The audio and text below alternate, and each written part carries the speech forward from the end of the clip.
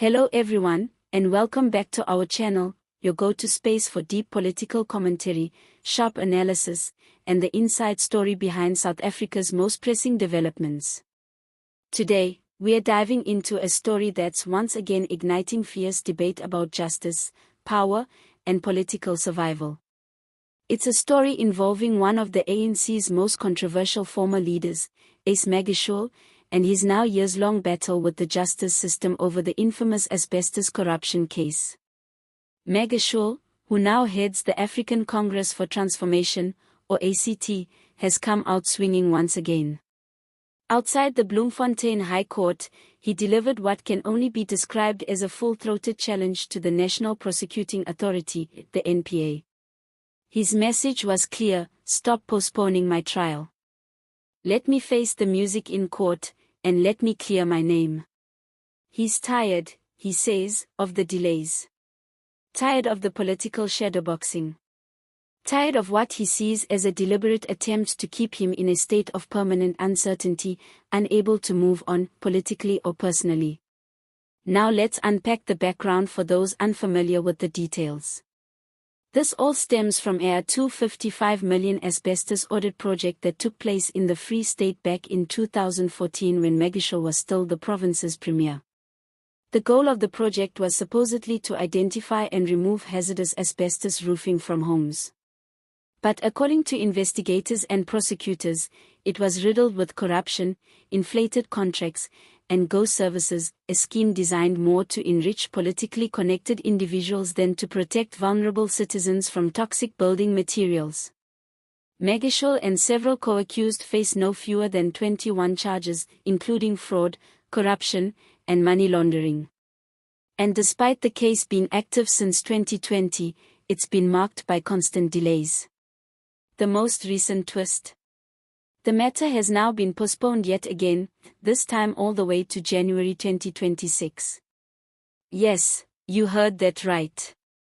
Another year and a half of waiting, and Ace Magashule is still out on a 200,000 bail, in a kind of judicial purgatory. But it's not just the delay that has tongues wagging. It's Magashule's response to it. He stood outside the court, flanked by loyal supporters and cameras, and he didn't hold back. I am not afraid of a trial, he said. I am tired of postponements. I want to go to court, face the charges, and get acquitted. I don't want a withdrawal, I want to prove in a court of law that these charges were fabricated. That's a very specific kind of framing.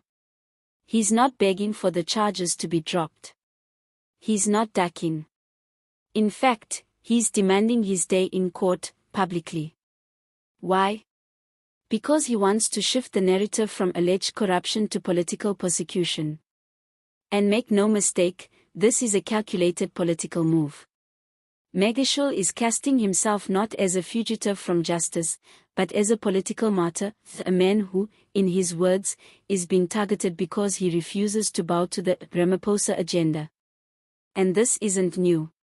From the beginning, he has insisted the asbestos case is a tool of factional warfare inside the ANC. Remember, Magashule was a key ally of Jacob Zuma, and one of the strongest backers of the so-called radical economic transformation faction, which has clashed repeatedly with President Cyril Ramaphosa's leadership. In fact, his expulsion from the ANC was seen by many analysts as a symbolic purge of that RET faction from the party.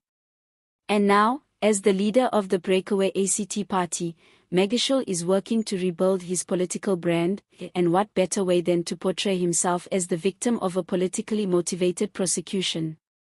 He went even further in his comments, directly accusing National Director of Public Prosecutions Shamila Batohi and the NPA of hiding behind postponements.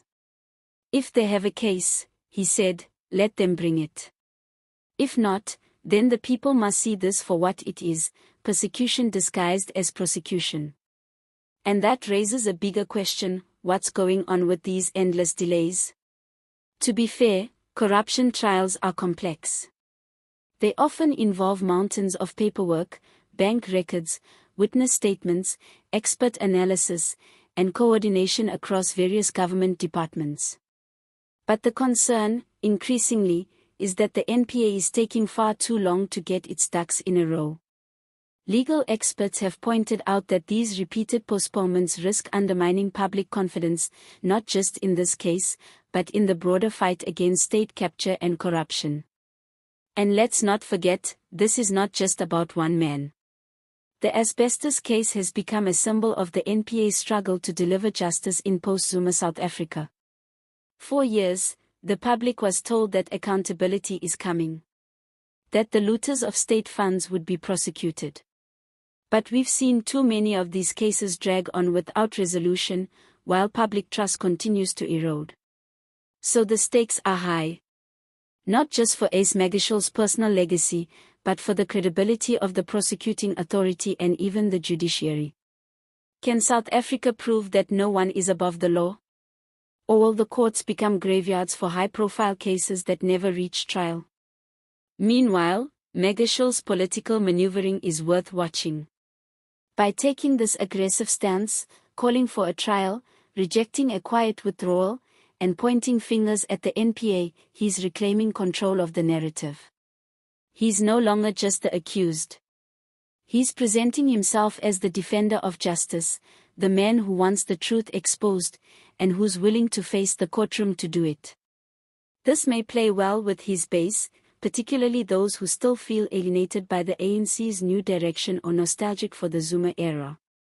It could also strengthen his ACT party's image as a voice for those who believe that the fight against corruption has become selective, used to crush dissenters rather than clean up the system.